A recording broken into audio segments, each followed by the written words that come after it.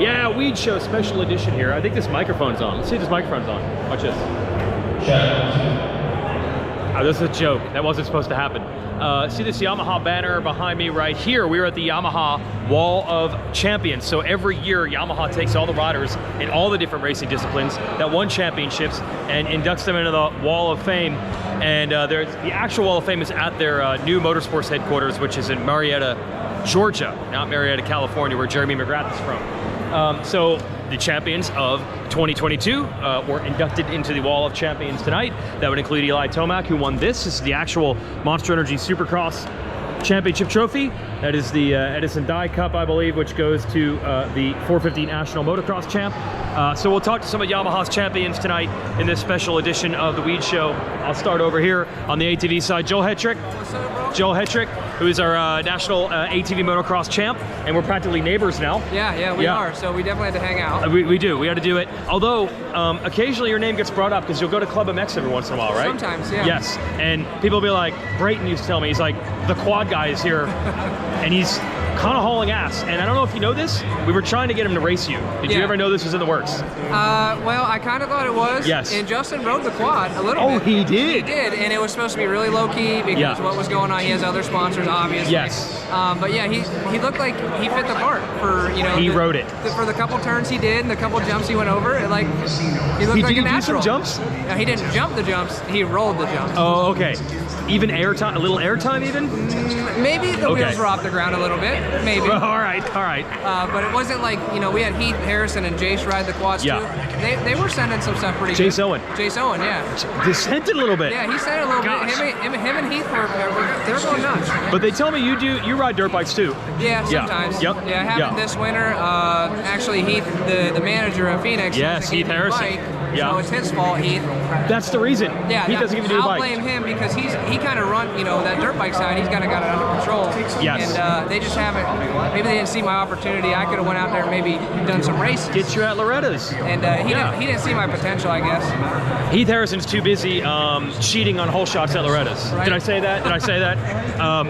So yeah, this is the unique situation. You are a Phoenix rider. You ride Yamahas in ATV Motocross, but you're part of the same team that races Supercross, Arena Cross, Motocross, Amateur Motocross, you name it. You're part of that operation. Yeah, it's really unique. It's really cool. We're in the same building. That operation goes on. I get to see it. I get to interact with those guys, and it's just really neat, you know? Do you end up following it, like when they go to Loretta's or the Arena Cross, which is going on right now? Do you follow that extra? Yeah, we try to watch every race and just, you know, help, you know, support them guys. Of course, they watch mine, and they always share my results, so I try to do the same. Yeah. You know?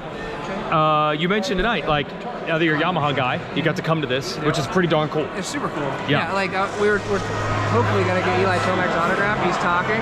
I'm not asking him. Daniel's gonna ask for me because I'm like, I'm not gonna be this guy right now. But you're the one that wants it. I'm hiding my poster. Did you see that? And I got, look. Oh, you're ready, dude. But you don't want to be the one to have to send it. I'm not asking him, man. Okay. Like, I will go back to my table before I ask. You want it, you just don't want to ask. Hell yeah, I want his autograph. Yeah, because dude, you go back to your Phoenix shop and they find out that you asked Eli for an autograph. That they're gonna give me hell. Yeah, exactly. I will never live that down. No. Ah, we got it on video now. Yeah. All right, Joel Hetrick, 3-time champ of ATV Motocross, but first on a Yamaha. Yeah, that's right. So he's in the Hall of Fame. We'll talk to this guy in a little bit. He's a little busy. He's kind of popular. This Eli Tomac guy. Brad Hoffman, can you chat? Yep. Okay, so the big story, you've got a new 450. Obviously, the old one was very successful. You really had it dialed in. Yep. So how has it gone so far in this new one? It's gone good, you know. Yeah. The first couple days was not, it's always a little scary for someone to, I always tell people if you're not winning as a rider, you love a new bike. Sure. If you are winning, it makes you nervous. Yeah. You know? So Eli was a little nervous first couple days just trying to get him the same thing, but the second go around with testing, we just got done with it, and it went like probably better than our expectations were after the first test. So everyone on the team feels like lap time wise he's better off than he was on his old bike. They did some comparisons when he was racing those European races. He had a 22 at home and a 23. Okay. Did some comparisons. So he was riding the 23 at home at that time to get a feel for it. Yep. Okay. Yep. And they kind of worked on suspension down there, and they got him faster where he's like, okay, I don't need to ride the 22 anymore. And like I said, this last 2 weeks has gone really, really good where the whole team feels like we're just in a better position than we were last year. You know, last year coming in, we didn't know what Eli could do on our team. Yeah. We didn't know a lot of things, and now we feel like we know a lot of things. Yes. And he's, no doubt he's more comfortable now than he was last year heading into Supercross. So. He mentioned on stage tonight the weight. I know the bike is about 5.5 pounds or so lighter, and he noticed that. Yep. You guys noticed that? Oh yeah. First he rode the bike back in April, and I remember like the exact jump and everything. The first time he hit this double, it was kind of like turning double at Yamaha. He almost turned off the track. Like really? The bike changed direction so much quicker in the air and everything. So yeah, it's a big difference. Look, you guys are obsessive with the weight, probably more so than most teams. Yeah. And I remember Coker even saying like, we even give feedback to Yamaha. So have you kind of been hoping, searching, waiting for a lighter motorcycle? Oh yeah. That's been on your menu? Yeah, no, yes. For sure. That's where, I mean, everyone can see the specs that are posted and everything, and we would like to be, you know, one of the lightest bikes, and I think this is the lightest Japanese bike for sure now. So that makes our job a lot easier. So. But you're still applying your own magic on the race side? Yeah, you know, it's always, it's a little bit of luck how your bike ends up weight-wise, whether if a rider likes this fork or he likes this shock spring or this axle and stuff. I see. We always try to get it light, but we would never really sacrifice, you know, what the rider likes over that. But, oh, right. If they want like different engine hangers, could weigh more, but you're going to give them that. Yeah. Or tie soft shock spring or something an like that. Or something like that. You know, just if the rider picks all the right things, you know, we feel like we could have this bike on the weight limit. But you know, the chances of them picking every light part's not very good. So. I see. But so far, I mean, every new bike, and again, racing's different, right? But for this point of the year, December, you're at least encouraged with what you got. Yeah, more than that. You know, like I said, a few months ago when we started, there was a couple scary days where we thought this might be a long year or something. But after the second, basically test session where Eli's flown out twice to Georgia. Okay. This last one was, he probably rode up 6 or 7 days and got a lot of things ironed out the first 2 days, and it's been smooth sailing. He hasn't touched the bike in the last 4 or 5 days. So. What about Ferrandis? We did not really get to see the Supercross Ferrandis that we thought we'd see in 22. Is it coming in 23? Yeah, I think so. You know, he had some days with Eli that were really, really encouraging. I mean, obviously Eli's pretty good, so there's been a couple days that weren't quite as encouraging. This is the Supercross champ. Compared to last year, our offseason was really rocky with Dylan. He wasn't happy with his 21 bike when we began 22. We just kind of chased out. We really chased our tail the whole year last year with him. I mean, even though Eli was winning, we never got Dylan happy with his bike, like not even close, really. Yeah. And this year, so far, it's really been relatively easy. Like he gelled with the 23 probably his first day. Yeah. And you know, there's lots of testing still going on with him, but it's little stuff. You know, he's relatively happy, and I think you're definitely going to see the best Dylan Ferrandis anyone's seen yet. What's funny when you explain all this is when you get two good riders on the same team, everybody's like, oh, how's this going to work? But in the end, they don't even pick the same stuff. They don't even ride the same bike, right? No. Yeah, it's not even close. Yeah, so it doesn't even matter. It's not like you can be like, you can offer the same exact parts to both guys. They wouldn't even pick them even if you did. No. Yeah. Like if you see a guy's bike that sets it up like a chopper or something with a back end loop, they're going to do that to any bike they go to most likely. You know, it's just how it ends up, their style and everything. Right, and everybody's style. Yep. And Eli's is kind of unique actually, from what they tell me. Yep. Yeah. Yep. All right, so you're encouraged. 5 pounds makes a difference. Yep. Cool. See you in a month. Yep. All right, that's Brad Hoffman. Eli's surrounded. He's very popular, but Brad is a team principal at Star Racing, by the way. Used to be known as like 250 engine guy, which means a lot. Did it happen? I got it autograph. You got it, but no one knows why or how. It's not for me. No. It's for my kids. Oh. I mean, how could he deny? My kid's name's Eli, and he loves Eli. Yeah, Carly thinks I'm like some weird stalker because I got his autograph, and then my kid's name's Eli. Like now she thinks your kid is really named Eli. Yeah. Wow. Does it say to Eli? From Eli? That's what you got to get. That would have been good. That would have been cool. It says to Joel. I mean, No. All right, here, stand up for a second. We're going to talk to Brycen Neal. This is your GNCC ATV champ.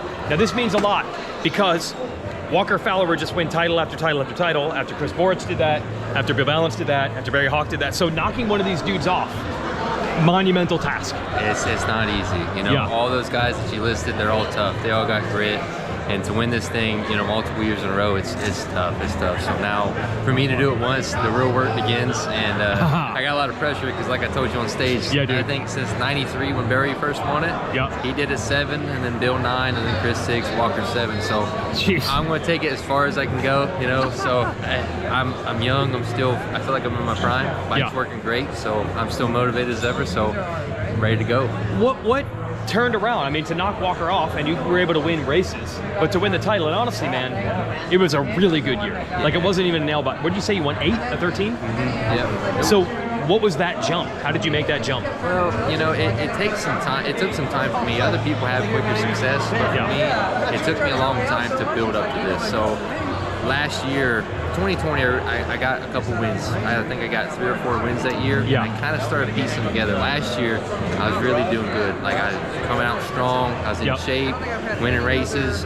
Me and Walker, I think, split 3 and 3. Okay. And then I tore my ACL and meniscus. So I had the speed to do it last year, I felt like. Okay. But me being home on the couch and watching everybody. This is crazy. Go ahead. Like, it kind of just showed me what's important to me and what matters the most.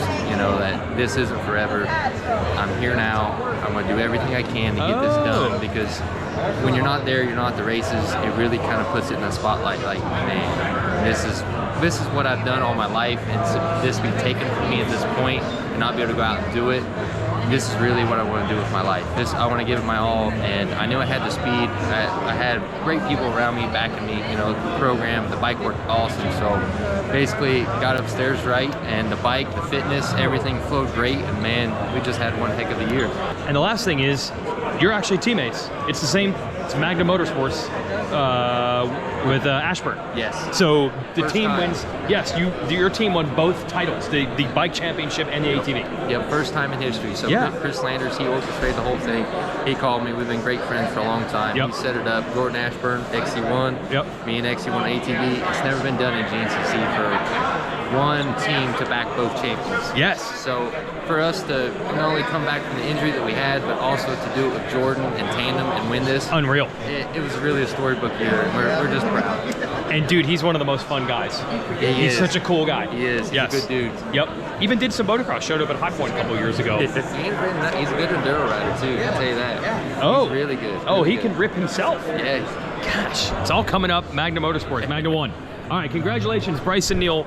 It's your new GNCC ATV champion. So we have an ATV Motocross champion Yamaha and a cross-country champion Yamaha. Speaking of cross-country champions on Yamahas, you just sign in posters, man. That's what you do when you're a champion. Yeah. So Rachel Archer, Yamaha rider, has won the GNCC Women's bike title.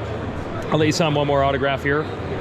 A little trivia for you. There's one Yamaha champion who didn't come because I think if Christian Craig had come here and was wearing Yamaha colors on a Yamaha stage, he might get in some trouble. But you're legit, you're Yamaha.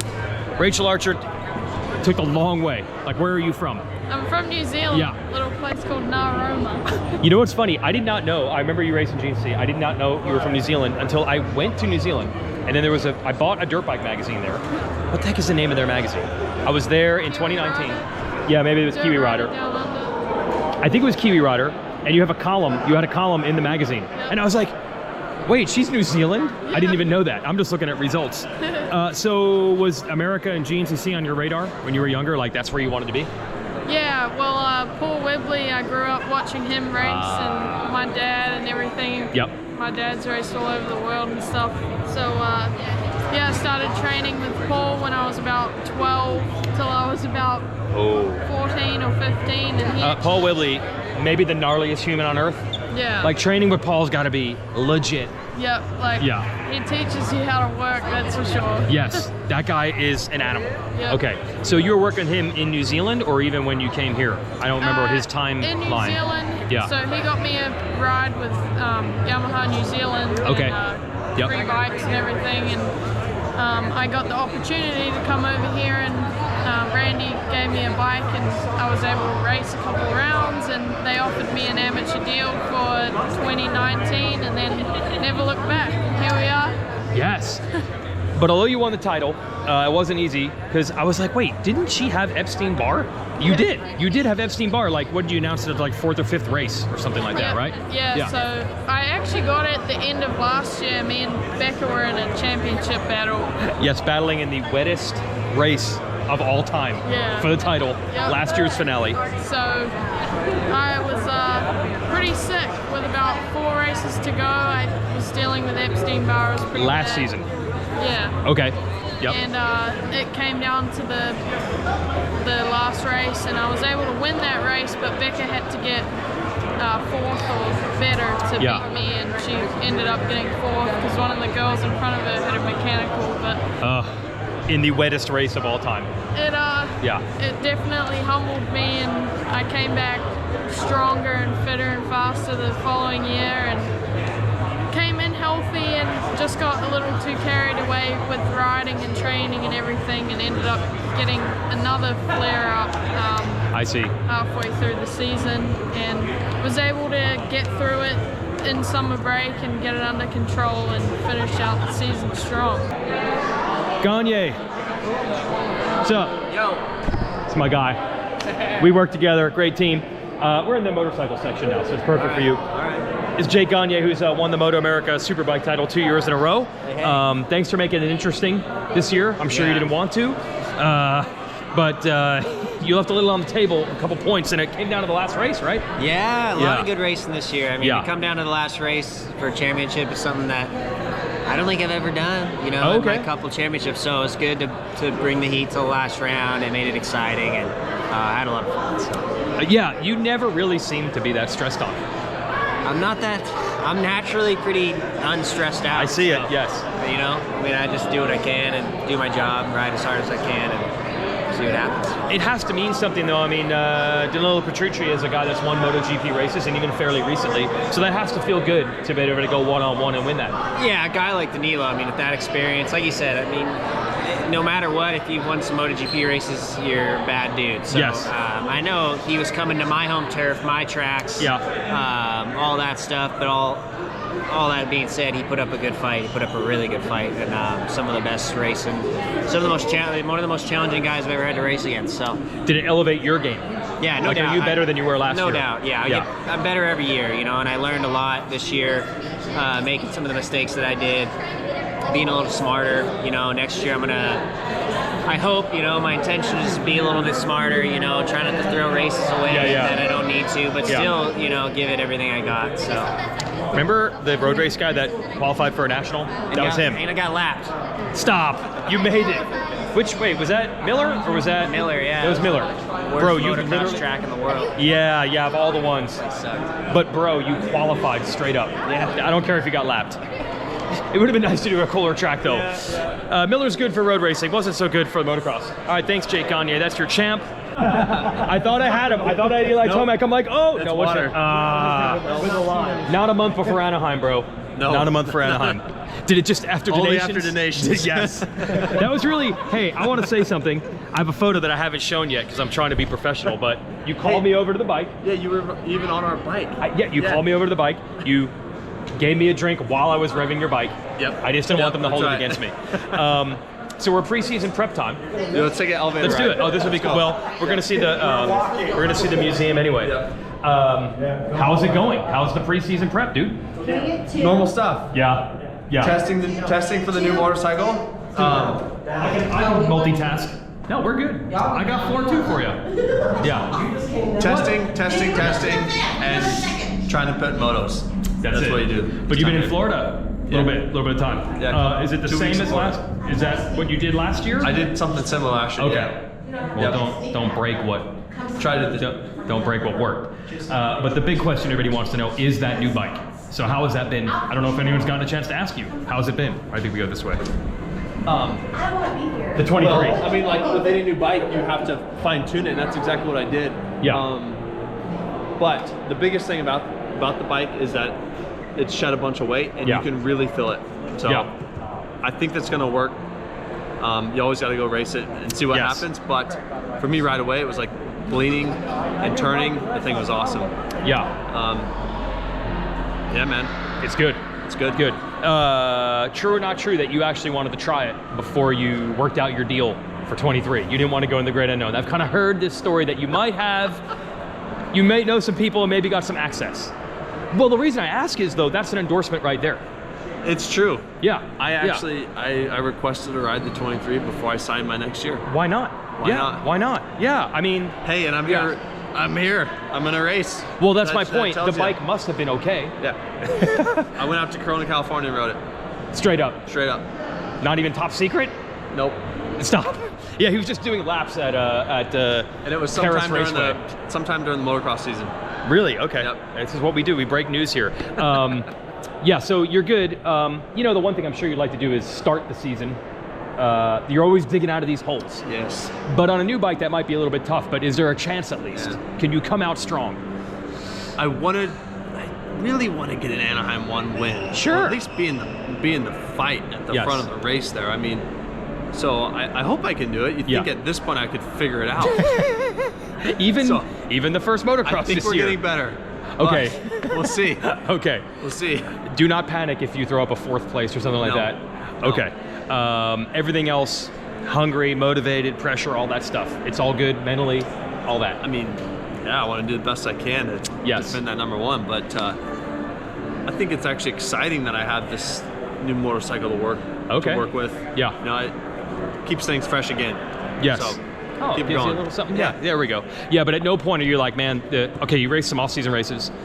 The pressure and all that, it's not catching up to you. You're not wearing down or anything like that. Well, it feels like I haven't stopped racing. I'll say that. I would think. I've just kept going. Yes. But I haven't really fried out yet, so just keep going. Okay. That's what people want to hear. He likes the new bike, or he wouldn't be here. He wants to keep racing, or he wouldn't be here. Mm-hmm. Best news ever. All right, enjoy the museum. All right. Eli Tomac, he is he was the main course of the Yamaha Wall of Champions. The fact that the ATV rider Hetrick was trying to get his autograph on the down low, and I'm gonna let him go because he wants to look at this ridiculous museum. Hey, Randy Hawkins, let me grab you real quick. This is Randy Hawkins at Pro Yamaha. The motocross people are happy. You have given Zach Osborne we're a new lease on life. We're excited about that. You know what? Yeah. I kind of pitched this idea to Donnie and Jim and those guys, and it went upstairs to even with Mike, and Steve, and the whole idea was that kind of pitched the idea. We didn't know where it was going to go. I talked to Zach, and there was a lot of questions, and the excitement built, and it's happened. And I tell you, so far, excuse me, with Ricky coming back to our program, now with Zach, and then with Liam and Rachel. Your champ over there, Yeah, everybody's saying. But yeah, Zach it's a lot of excitement he's got. And you know what, I just had a conversation with Bobby Reagan, and he's going, hey, when you guys with Zach come down, and so this thing with Yamaha is growing to the point of we're, as an off-road factory team, now it's even meshing more with, what can the start can help us. It's never been quite that level. No. So I have to take it off. Yamaha's really working it hard. And I even pitched the thing to Eli, say, hey, when you get tired of that, Zach has already laid the groundwork. And he said 3 hours. He's going, man, that might be a little tough. So we're excited about Zach, Donnie, and those guys. The thing with Yamaha, I've been here going on 26 years, so I have seen the ups and downs, and like seeing Mr. Jim Gantz, he signed my contract first time I ever left here. So wow. It's cool. Yes, to see absolutely. all that. So starting the year out, we're excited. We got Zach coming, Ricky, Liam, and Rachel coming back. So listen, I know we're not talking politics, but we're probably going to see a blue wave, Oh, nice. I like it. That is good. All right. Randy Hawkins, the Javelin, the multi-time enduro champ who runs Yamaha's off-road program. And now they got Zach Osborne. And Ricky Russell, who won the last race of 2022, has switched back to Yamaha. He was on the team a couple of years ago. So they're excited on the off-road side, where you're really seeing a concentrated effort. Obviously, the Austrian brands just completely took that over. When I first came in and started covering GNCC, it was really the Suzuki and Yamaha teams that were the dominant force. KTM would jump in there with individual riders like Shane Watson, his era. Mike Lafferty was enduro champ, but was also very good at GNCC. But about 15 years, KTM really jumped in on the off-road side, and you're seeing Yamaha, Kawasaki, Honda really step up the game and make that series a lot more competitive. We're about to go back up in this giant elevator. Anyway, you owe it to yourself to come to Barber Motorsports. You're not always going to get to hang out with the likes of these Yamaha champions, or maybe not ever, but you do get to see this unbelievable display. Those are full, look at that. Those are full-on F1 cars hanging from the rafters up there, and old Lotus race cars from when they used to look like that instead of that. This place is unbelievable. So if you're anywhere near Birmingham, Alabama ever, they actually told me it's only about 2.5 hours from Atlanta. Come on out. Even if there's not a race on the road racetrack, you have to see this museum. It's 5 stories, it's nuts. Thanks to Yamaha for having me out as a host of their Night of Champions, and good updates heading into 2023. See ya.